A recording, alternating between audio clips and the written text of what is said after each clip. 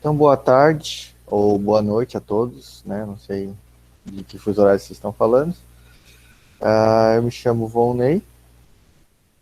Vou estar falando para vocês um pouco sobre o que eu faço atualmente na parte do time de qualidade do Projeto Fedora. Caso vocês não conheçam, o Projeto Fedora é um projeto de software livre, né? A gente desenvolve um sistema operacional Linux de mesmo nome. A gente é uma comunidade mundial que conta hoje com mais de 5 mil desenvolvedores ao redor do mundo e alguns milhões de usuários, tá? Então, primeiramente, sobre quem eu sou. Minha formação, eu sou engenheiro da computação. Estou iniciando um mestrado agora, na área de computação também. Eu atualmente estou entre os 70 maiores contribuidores do Fedora no mundo, né? A gente tem um ranking, né, como se fosse medalhinhas, sobre as atividades que a gente vai fazendo. Eu tenho 110, tá? Além disso, eu tenho a própria empresa de consultoria na área de informática, né, a JC Tecnologias, que eu atendo desde a parte de sistemas até hardware. E também eu sou organizador de Startup Week, que é um evento de empreendedorismo aqui na minha cidade. Então, só para vocês terem uma noção de quem é esta pessoa. E claro, eu estou no Fedora já há 12 anos, tá? Eu iniciei no Fedora em 2008 e no time de qualidade eu estou há 6, em 2014. Então, um pouquinho do que a gente vai estar falando hoje, uma introdução bem rapidinha. Eu vou apresentar para vocês o Bugzilla, que é a nossa ferramenta nossa porta de entrada, de onde vem os tickets, que a gente controla tudo que a gente tem que fazer no time de qualidade.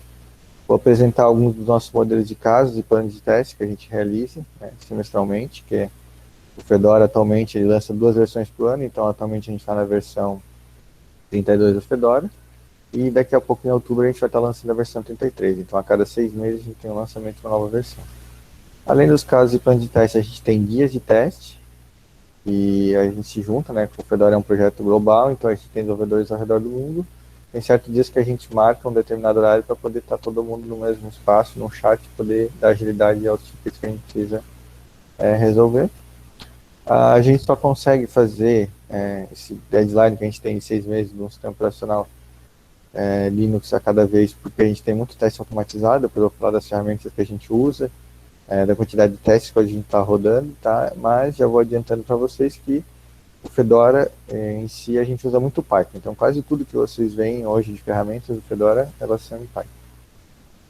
E também vou falar ao final quais são os critérios e os processos que a gente adota para liberar uma versão do nosso sistema operacional. Então uma carinha para vocês verem o Bugzilla, né? Ele é um projeto de código aberto. Além da gente, várias outras distribuições usam o Bugzilla, né?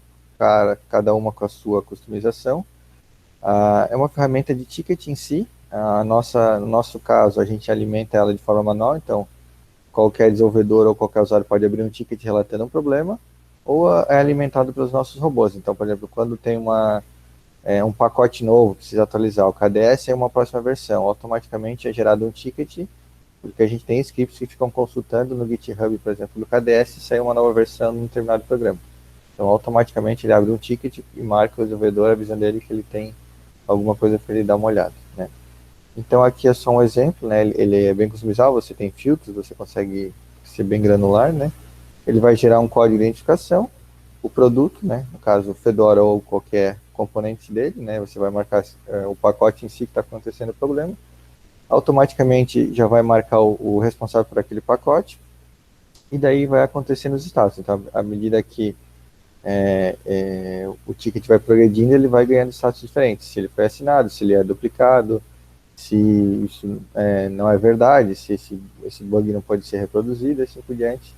O desenvolvedor e o usuário que relatou vai conversando a fim de resolver o problema. E claro, também tem um prazo, né, ali no campo de resolução você pode colocar um prazo para aquela resolução daquele problema, tem um título de referência e tem um status, uma coluna dizendo qual foi a última modificação daquele ticket. Claro, aqui é a interface sem a pessoa estar logada, então se você quiser abrir um ticket, você tem que ter uma conta para poder a gente ter a sua identificação e também para a gente poder manter a comunicação na ferramenta. Os casos e planos de teste, aqui eu vou dar um exemplo de 2 deles.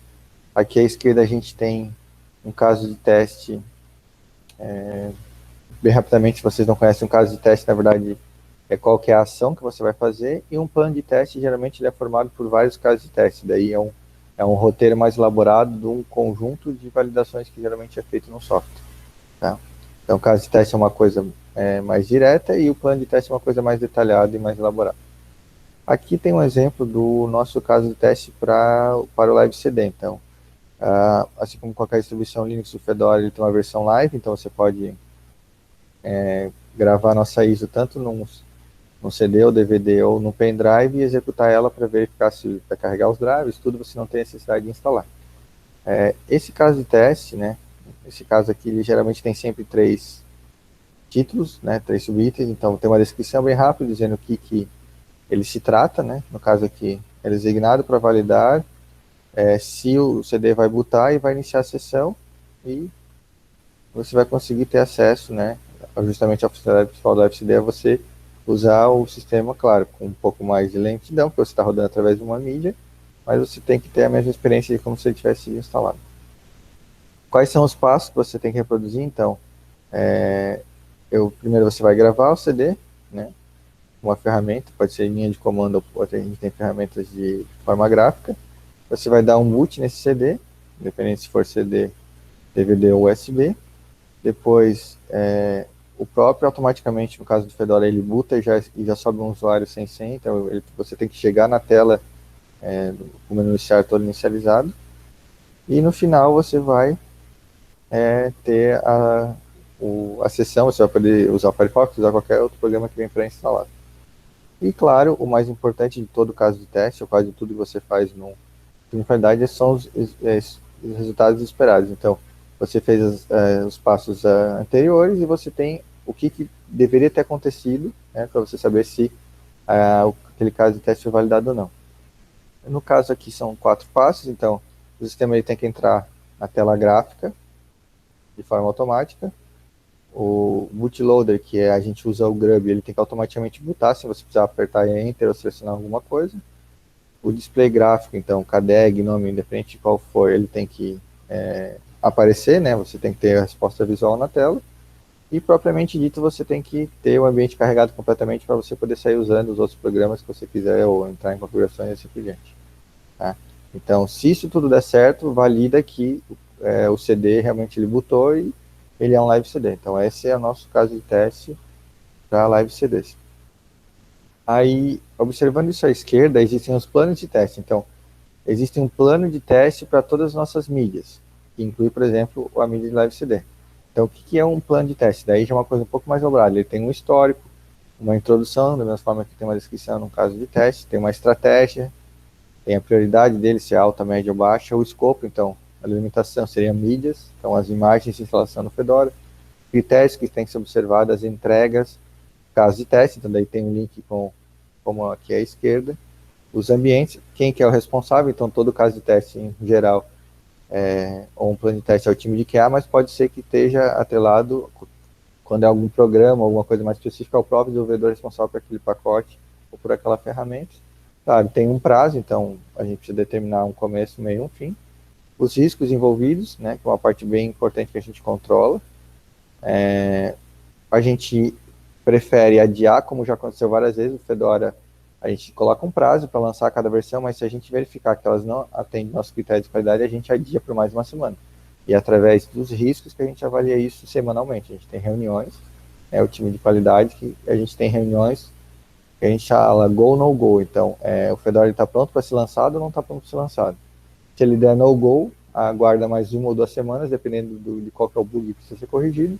Se ele tiver go, ele é liberado na terça-feira da semana seguinte. Se esse plano de teste teve alguma revisão, então, se foi criado por uma pessoa, essa pessoa revisou, e se tem algum documento de referência. Tá? Então, resumidamente é isso. Então, a gente tem nossos casos de testes, e a gente tem plano de teste que apontam para esses casos de teste. Além desses dois, a gente tem dias de teste. Por quê? Como eu falei, o Fedora ele é distribuído com desenvolvedores ao redor do mundo todo. Então, acontece, por exemplo, a gente tem um problema, ou quando a gente está na semana final de validação, que a gente precisa, a gente já lançou o beta, a gente está refinando o RC ou outras situações, a gente tem dias específicos que entra numa mesma sala, num chat RC, no caso, né?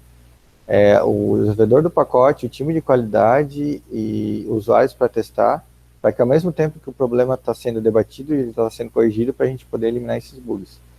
Geralmente esses dias são propostos pelo time de QA, mas qualquer pessoa pode sugerir eles. Então aqui tem os dias que a gente fez do Fedora 32, que é a versão estável atualmente. Então a gente teve 2 dias de teste de kernel, então a gente testou 2 versões, a versão 5.4 e a 5.5 do kernel Linux. A gente teve um dia para testar o GNOME 32, o GNOME no Fedora 32, mas a versão 3.36, se estava rodando bem. Tivemos um dia para testar somente a versão de Internet das Coisas. Caso vocês não saibam, já há 2 versões do Fedora, tem uma versão específica para embarcados voltada à Internet das Coisas. Teve um dia de tradução, então verificar se, por exemplo, as tags em português estão corretamente traduzidas e assim por diante. Tivemos um dia para nuvem, então o Fedora hoje atualmente é distribuído em 3 imagens principais. A gente tem o Fedora Workstation, que é para desktop, a gente tem o Fedora Cloud, que é para nuvem, e a gente tem o Fedora Server, que é para servidor. Então essas 3 imagens, além, claro, de todas as outras que a gente tem, elas são distribuídas a cada nova versão. Então, além dessas que são as principais, a gente tem aí versões customizadas. A gente tem versões com ambientes específicos, então Fedora com KDE, Fedora com Mate, Fedora com qualquer outro ambiente gráfico, e a gente tem versões com algum fim. Então, a gente tem versões para astronomia, versões para neurociência, então são versões do Fedora já instalado com programas determinados para algum fim. Além disso, as 5 versões do Fedora tem uma ferramenta chamada Pre-Upgrade, que ela nada mais é que uma ferramenta que faz o seguinte: se você tiver, no caso, a versão 32 do Fedora, você não precisa reinstalar e formatar cada vez que o Fedora troca de versão. Então, é um programa feito em Python, que ele vai baixar os pacotes, vai fazer todos os trâmites para que você possa atualizar a versão sem precisar reformatar. Teve um teste justamente do upgrade da versão 31 para 32. Aí, quando a gente estava no desenvolvimento, acabou que o kernel 5.6 ficou pronto, então a gente fez mais um teste já para lançar o kernel mais novo possível. Então, o Fedora é uma das distribuições que mais inova, tá? Se vocês quiserem, pode pegar e comparar com as distribuições. Geralmente, a gente é a distribuição que primeiro lança pacotes, então as últimas versões dos programas é garantido que estejam no Fedora e rodando com uma qualidade. E, além disso, a gente fez um outro dia ainda, a gente não estava satisfeito para poder fazer os testes com a nossa versão de IoT.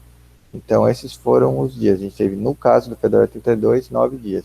Esses dias variam de acordo com as demandas. Assim, cada um pode sugerir, mas, em geral, a gente faz de 10 a 15 dias de teste por versão. Além das ferramentas anteriores que eu falei para vocês, a gente tem o Bugzilla para fazer o ticket e a gente tem uma ferramenta para fazer o Karma. Então, toda vez que um pacote é testado no Fedora, né, o desenvolvedor gera um pacote, no caso aqui como do kernel, ele disponibiliza a versão. Essa é a versão 5.6.14.300 para Fedora 32. Aí o time de QA, que é o meu caso, vai e pega uma solicitação no Bode. O Bode é uma ferramenta de Karma. O que ele faz? O Bode ele centraliza, ele tem um link com o Bugzilla, ele tem atalhos para o build, então você consegue ver como é que foi a geração desse pacote RPM, quais bugs que foram corrigidos, então são os bugs aí, é o Bugzilla, então você vai ter mais de um bug apontando, então o time de QA, quando, por exemplo, eu pego isso, eu sei que eu preciso, para liberar esse pacote, ele tem que ter corrigido todos os bugs relatados e também em caso de teste, além de já ter passado por vários testes automatizados. Então, no caso ali do kernel, ele passou por 56 testes automatizados e deram positivo, sem nenhum erro. 2 deram com alerta e 1 teve erro. Então, esse pacote, em alguns dos nossos testes automatizados, ele deu erro. Aí, de acordo com algumas referências que a gente tem, a gente diz se esse pacote ele é pré-aprovado automaticamente ou não para continuar a segunda fase. Então, a primeira fase é automatizada, o sistema diz se o pacote está apto ou não a ser testado. Se ele estiver apto a ser testado, depois de ter passado pela automatização, alguém de forma manual vai testar ele. No caso do kernel, 10 pessoas de forma manual precisam testar e dar karma positiva, então aqui no canto direito vocês conseguem ver isso. Além do tipo dessa correção, se foi de segurança, se foi só nova funcionalidade, qual que é a severidade dessa correção e o karma. Então, toda a versão de kernel do Fedora, pelo menos 10 pessoas testaram. Então, 10 pessoas baixaram, rodaram essas máquinas, fizeram o caso de teste que está ali anexado e verificaram que está ok e deram um positivo. Se ele não aceita, não chega nesses 10, ele fica ali esperando até ele concluir. Isso é dinâmico. Então, 10 pessoas não necessariamente testaram, 10 deram positivo. Pode acontecer de 12 pessoas ter testado, 2 ter dado negativo. Então, ele vai decrescendo e subindo de acordo com o critério estabelecido. Então, pode ter sido testado 9 pessoas e deu positivo. Se entrar a 10ª e ela der negativo, ele vai descer. Então, ele está 8 positivo. E assim ele vai até alcançar o positivo que a gente determinou para ele. Tá? E aí, além de tudo isso que tem aqui, tem também o histórico. Então, eu consigo acompanhar, e as pessoas vão colocando nos comentários, você vai ter a linha de tempo ali do que está sendo tratado. Quando ele chega no karma positivo determinado, então no caso do kernel 10, automaticamente ele é liberado para o repositório de update, e daí ele é distribuído ao usuário final. Tá? Então, a nossa parte, o time de QA, depois dele ter passado por teste automatizado, a gente continua e faz a validação manual do pacote. Feito isso, a gente deu ok, ele é liberado de forma automática, né? A gente tem nossos scripts fazer isso para o usuário final. A gente não tem que fazer esse processo ainda manualmente de liberar o pacote. Acontece casos que a gente faz isso de forma manual, mas são muito raros. Casos que a gente libera não respeitando o karma, ou geralmente varia de pacote para pacote, mas geralmente um pacote ele leva uma semana para ser estabilizado. No caso de falhas graves de segurança. Então, quando acontece isso, geralmente o time de QA é alertado e aí contatado e-mail para todo mundo, e 10 pessoas em uma hora resolvem isso, e esse pacote é liberado o mais breve possível para não deixar essa vulnerabilidade muito tempo no Fedora. Mas é raro isso. Geralmente, ele segue o trâmite normal de linha de tempo. Tá? Como eu falei, a gente só consegue esse ritual louco de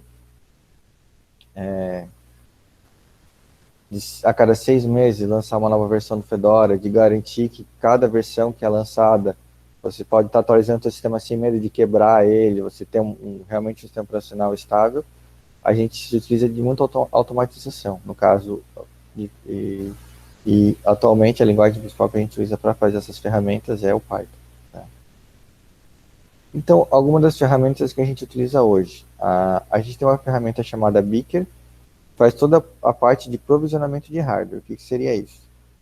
Eu preciso do ambiente, por exemplo, para testar dispositivo ARM. Eu preciso rodar um pacote, ele foi compilado para ARM 64 bits, eu quero rodar esse pacote e ver se ele vai subir, se ele vai instalar. Então, eu digo para o Beaker que eu quero uma máquina na arquitetura ARM, com tanto de HD, com tanto de RAM, ele sobe essa máquina para mim e, por consequência, ele já pega, a gente abre como se fosse um ticket, né? A gente lança ali no board, dá um push, ele vai, pega o pacote e já tenta fazer todo o processo de automatização para ver se ele vai falhar ou não. Então, eu faço a instância dessa máquina virtual, ele faz todos os testes e me devolve o resultado. Então, o Beaker ele faz de uma forma bem fácil, assim, de uma forma bem rápida, que a gente possa estar testando em várias arquiteturas, porque hoje o Fedora ele é distribuído, além das 3 arquiteturas principais, que é a ARM 64 bits e a 64 bits, né, a ARM 64 bits, ele também é em Spark e em algumas outras plataformas. Então, a gente precisa de um ambiente bem generalista, né, em alguns casos, mas outros a gente tem que ir ambientes mais específicos para poder testar, dependendo da ferramenta do pacote que está sendo gerado, né. Só que essa é uma ferramenta que ela fica no nosso servidor, então os desenvolvedores do Fedora, o time de QA, os empacotadores que têm acesso a essa ferramenta. Já o kernel test, ele é um script em SH, e ele surgiu há uns 2, 3 anos atrás, que a gente tinha uma dificuldade muito grande no kernel, que é o cérebro de qualquer sistema operacional, né? Que por mais que a gente tenha vários servidores, a gente tem o Beaker para provisionar, só que ele tenta chegar lá, né? Ele é virtual, então ainda assim existem hardwares que a gente não tem acesso, e acontecia de, infelizmente, a gente lançar uma versão, né? Por exemplo, que nem aqui atrás eu mostrei para vocês, justamente eu peguei de propósito o kernel 5.6.14.300, lançar ele, e beleza, para um conjunto X de pessoas funciona, para um conjunto Y de pessoas dá errado. E já em seguida a gente tem que lançar a versão 5, 6, 15 e 300, né? Por que isso acontecia? Porque a gente não tinha como testar aquele hardware da pessoa, né? Então imagina, existem vários fabricantes no mundo todo, a gente não tem, né, a gente tem a Projeto Software Livre, a gente tem um patrocinador, mas a gente não tem um parque fabril de máquinas produzidas no mundo. Então a gente carecia de testar isso. E a forma que a gente encontrou é um script, né, público no nosso Git, que qualquer usuário pode baixar, é um SH, ele executa, né, uma linha de comando, ele dá permissão e executa, e automaticamente ele vai rodar todos os testes que precisa e já vai submeter para a gente um log automático no nosso servidor web que guarda esses resultados. Então a gente tem sempre, além dos testes automatizados, os testes que o time QA fez, a gente tem o teste também na ponta do usuário. Então, se acontece de o kernel falhar também, né, a gente tem karma nisso, ele não é liberado e por consequência a gente deixa de ter uma dor de cabeça para o nosso usuário. Então, é uma ferramenta bem simples, mas que dá um resultado bem positivo para a gente. Além disso, a gente tem uma outra ferramenta que a gente não desenvolveu, mas foi o pessoal do OpenSUSE que desenvolveu ela, a gente usa e participa dessa comunidade, que é o OpenQA. Ele é a ferramenta responsável também em Python, responsável por fazer todos os testes automatizados das mídias do Fedora. Então a gente tem alguns testes automatizados, depois eu vou mostrar as carinhas deles, né? Que permite que, por exemplo, a instalação de todas as ISOs, então a ISO do KDE, a ISO do GNOME, se ela instala corretamente, e assim por diante. A gente tem atualmente mais de 100 testes por mídia, atualmente, e cada vez isso é aberto à comunidade, cada vez está sendo escrito e melhorado mais, a gente sempre tenta o máximo possível trazer a automatização, né? Então essa é a ferramenta responsável por fazer a qualidade da imagem de instalação do Fedora. E para guardar todo esse conjunto de dados que a gente tem, que a gente vai gerando de log e outras configurações, a gente tem um banco, o ResultsDB, que a gente utiliza, que é um banco não estrutural, que justamente, como o próprio nome diz, é para guardar os resultados. Então ele é bem performático e ele é NoSQL. E além disso, como eu disse, a gente faz o dia de teste, a gente desenvolveu uma ferramenta gráfica bem rápida, que faz uma ponte entre a nossa wiki, que é onde geralmente estão os casos de teste, e os desenvolvedores que estão naquele chat. Então, visualmente ela é mais agradável, e ela permite rapidamente saber se aquele plano de teste está sendo validado ou não, assim, de uma forma mais bonitinha. Mas mais pra frente já tem foto, que vocês vão ver como é que são a carinha dessas ferramentas. Aqui está a cara do kernel test, então, se você digitar no kernel test Fedora, vocês vão ver essa tela, né? Aqui eu tirei já um tempo atrás, então a gente sempre testa, no caso do kernel, 3 versões, no caso as versões que estão disponíveis atualmente no Fedora, né? O Fedora ele suporta uma versão estável por 1 ano e 1 mês, então toda vez que uma nova distribuição é disponibilizada, 1 mês depois, a versão mais antiga ela para de receber atualização. Então, no caso do Fedora 33, ele vai ser lançado em outubro, em novembro, o Fedora 31 deixa de receber atualização. Ele não vai deixar de funcionar, você vai conseguir utilizar ele, mas daí a gente deixa de dar atualização para ele e pede, né, começa a dar aviso para que vocês façam o upgrade ou para a versão 32 ou para a versão 33, que são as versões estáveis do momento. Além disso, né, das versões estáveis, a gente também roda teste da nossa versão em desenvolvimento. Então, o Fedora tem 3 repositórios, o Fedora Runride, que é o repositório de desenvolvimento, que no caso agora ele está marcado para ser o Fedora 33. Além disso, ele tem o Fedora Updates e o Fedora Base, que são os repositórios principais da versão estável do Fedora. Então, quando eu, por exemplo, vivo ativado com o Fedora Runride instalado, eu faço a atualização dele para receber os pacotes, mas por padrão ele vem desativado. Então, o usuário que está rodando a versão estável tem ativo, geralmente, só os repositórios de update e o repositório de base de pacotes, né? Então, qual que é a diferença entre os dois? O repositório base é onde, então, toda vez que uma versão do Fedora é lançada, a gente congela, de certa forma, aquele pacote. Então, se acontecer qualquer problema que você, antigamente rodava, você tem como fazer o downgrade daquele pacote, porque a gente mantém a primeira versão do pacote quando a gente libera, e também a gente, claro, vai atualizando à medida que esse pacote vai ganhando atualização. Então, se acontecer qualquer problema, você faz um downgrade, ele puxa um pacote da Fedora base. Se não acontecer nenhum problema, ele vai, com o Fedora Update, vai ter a versão mais atualizada daquele pacote, né? Então a gente dá essa possibilidade do usuário ter tanto estabilidade, quando se acontecer algum problema, ele ter como voltar para a versão anterior que estava funcionando. Esse aqui é o OpenQA, né? Esse aqui é um teste da ISO de updates, né? A gente tem várias ISOs.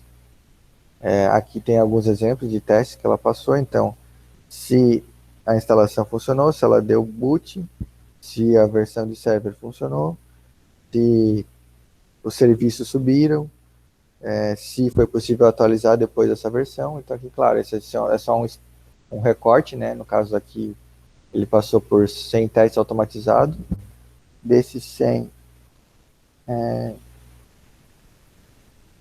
nenhum falhou, né? E desses, pode acontecer que ele nem está ali, não está aparecendo 100, mas está aparecendo, se eu não me engano, 94. 6 talvez não se aplicava, então não necessariamente todos os testes automatizados se aplicam. Por exemplo, se algum teste específico para uma arquitetura ARM, quando esse teste é rodado e ele detecta que está numa arquitetura 32 bits, ele não é executado, então por consequência ele não falha, né? Ele é pulado, ele não conta. Né? E aqui é uma ferramenta bem simples, aqui ele descreve qual que é o que foi testado, no caso a imagem que foi testada, que foi a de updates, qual que é o teste, e à direita de forma gráfica, se está verde é porque passou no teste, se tiver amarelo deu algum aviso, e se tiver vermelho ele fracassou. E quais são os critérios que a gente adota para liberar uma versão do Fedora? Né? Então aqui tem, eu gosto de deixar essa foto, apesar dela ser antiga, caso vocês não saibam, algumas versões do Fedora não lançam mais versões alfa. Então, quando a gente está em desenvolvimento, o Fedora 33, por exemplo, ele não tem uma versão alfa. A versão alfa, ela está atualmente dentro do nosso repositório de desenvolvimento, que é o Runride.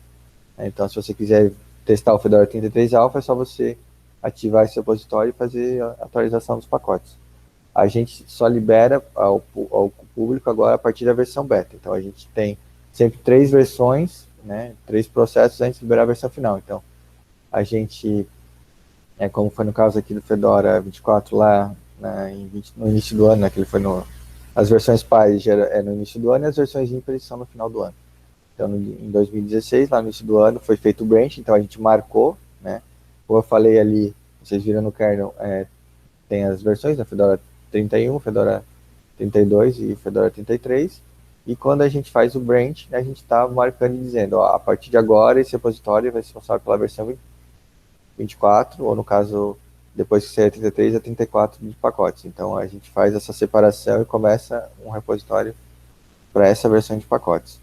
Depois disso a gente vai fazendo por 1 mês e meio, 2 no máximo, aí, as primeiras tentativas. Então a gente pega a última versão do KDE, a última versão do Gnome, compila ele, vê se funciona, né? Geralmente não, porque acabou de sair, então às vezes falta a biblioteca atualizar, falta algumas linkagens que tem que fazer.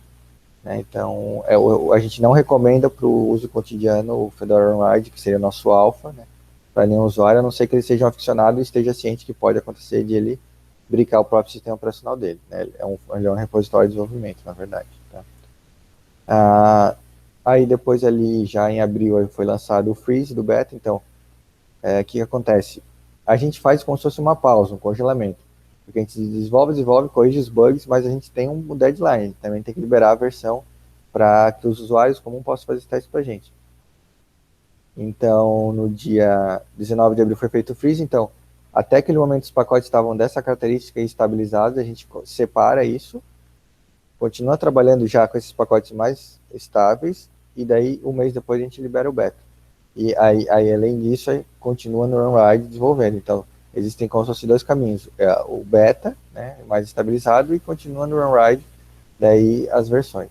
E claro, depois a gente faz mais para frente o freeze da versão final. Então, o Fedora, ele antes, né, o final freeze seria para lançar o RC, que é o Release Candidate, que é a versão que está quase lá. Então é a versão assim, falta muito pouco refinar para poder lançar a versão final. A gente lança essa versão justamente para os últimos testes. Se passar nos nossos critérios, aí é lançada a versão final. Tá? No caso, o Fedora 24 foi lançado no dia 26 de junho de 2016. Mas esse é o nosso ciclo, como eu falei, ó. Vocês podem observar que começou lá em fevereiro e terminou ali em junho. Isso dá em torno de 4 meses, tá? Mas acontece, né? Claro, a gente tenta o mais cedo possível, mas aqui é o período de férias no começo do ano, né? Assim como a gente para, eles também param, né? Só que daí é o contrapé, na verdade, né? Porque a gente costuma parar mais na metade do ano e eles param mais no início do ano. Então a gente tem esse espaçamento de um mês, tanto para, né, que todo mundo tem vida social, todo mundo tem férias, quanto se acontecer qualquer coisa, a gente tem uma janela de manobra para poder adiar ou postergar um lançamento, ou até adiantar, que já aconteceu. Então a gente disse que ela ia ser no dia X e acabou que estava tão bom que a gente passou o nosso crédito e lançou uma semana antes. Né? E o que acontece? O que a gente tem, né? Aqui tá bem por cima, mas os principais critérios que a gente adota para dizer que a versão final está pronta. Então, a gente tem uma ferramenta de bugs, né, que é o Bugzilla, e a gente tem um conceito de bug blocante, seria, né? Bug blocker em inglês.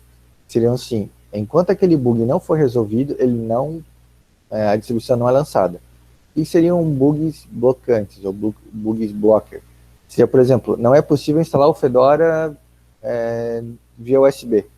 Isso é um bug blocante. O Fedora não vai ser lançado enquanto a principal forma de instalação dos nossos usuários não funcionar. Né? Então, ao longo da distribuição, acontece de a gente ter alguns bugs que bloqueiam, né, todo o caminho, e geralmente daí são coisas graves, né, que impactam bastante no sistema operacional. Mas, em geral, a cada nova versão, a cada semana, isso vai sendo diminuído essa lista, né? Mas para a gente lançar o Release Candidate e lançar uma versão final, todos os bugs da versão anterior, no caso, se a gente está lançando o Release Candidate, da versão beta tem que ter sido resolvido. Enquanto isso não for resolvido, então o Release Candidate não é lançado. Tá?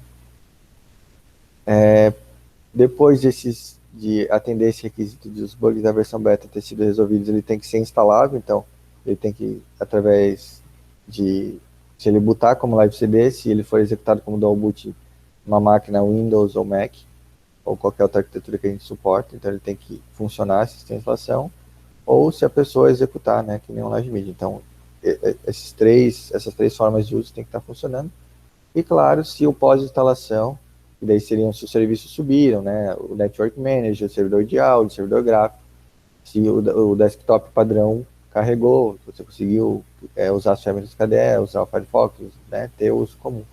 Então, claro, aqui está bem resumido, mas uma versão final ser lançada, é isso que ela tem que ter atingido.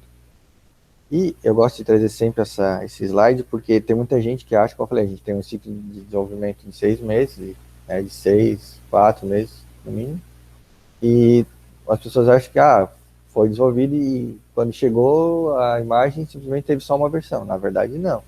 No caso do Fedora 32, ele teve 21 versões alfa, né, versões derivadas do nosso repositório Runride, uma versão beta, 6 versões release candidate. Então vocês podem observar aqui, enquanto ele estava bem estável, foram 21 versões. Quando ele deu uma estabilizada, foi uma versão. Quando ele estava quase pronto, ainda a gente fez 6 novas versões. A sexta nova versão, último release candidate, aí sim a gente disse que estava estável e aí foi lançada a versão final. Então, no total, a versão 32 do Fedora teve 28 imagens geradas até sair a versão final. E por que a gente é tão criterioso e, assim, às vezes a gente faz questão de priorizar a qualidade e não a agilidade do processo? Né? Como acontece, se vocês procurarem no Google, às vezes a gente postergar o lançamento em 1 ou 2 semanas. Porque a gente tem como alguns dos nossos lemas, né? O Fedora ele tem os que a gente chama de 4Fs, que seriam Freedom, Friends, Features First, que seriam liberdade, amizade e inovações primeiro. Só que a gente acredita que nada adianta a inovação chegar se ela não for estável. Então, o usuário não vai ter o potencial daquela inovação realmente sendo verificado ou sendo atingido. Então, a gente sempre preza pela qualidade. A gente prefere adiar, né, estourar o nosso prazo propositalmente, do que liberar uma versão que vai dar problema já logo em seguida. Então, eu falei, mas por que eu ou vocês deveriam fazer parte do time QA do Fedora, né, ou qualquer outro time de QA de algum projeto de software livre? Vocês vão ter aprendizado, então, Eu, quando eu iniciei, eu sou um engenheiro da computação, no caso, a minha faculdade era especializada em software. Eu não era muito fã de codificar, mas eu gostava muito da parte de teste, então eu fui me aprimorando para esse lado. O time de QA me deu a oportunidade de eu aprender como é que funciona esse tipo de ecossistema justamente no sistema operacional, que é muito complexo, né? Você tem pacotes, você tem bibliotecas, você tem um conjunto gigantesco de informações para poder estar, cada versão tá juntando isso tudo num pacote para liberar para as pessoas. Então, é um aprendizado assim bem interessante. No caso, Python ou qualquer outra ferramenta, né? E você vai estar aprendendo para poder fazer esse tipo de testes ou automatização e assim por diante.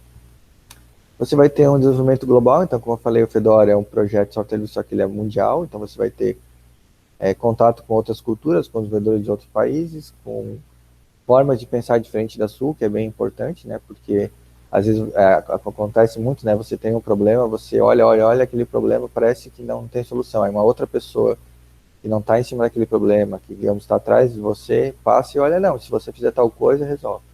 Então você desenvolve, né? Trabalha em equipe, assim por diante. Conta como experiência, né? Então se você tiver uma entrevista de emprego, como eu já tive algumas, quando eu apresento meu currículo que eu faço parte de time QA para uma vaga de qualidade, valida o conhecimento que eu tenho. Então a empresa fica muito mais segura em saber, não, ele estudou, mas ele tem também a parte prática, tem a experiência de usar ferramentas, de fazer todo o processo do início ao fim.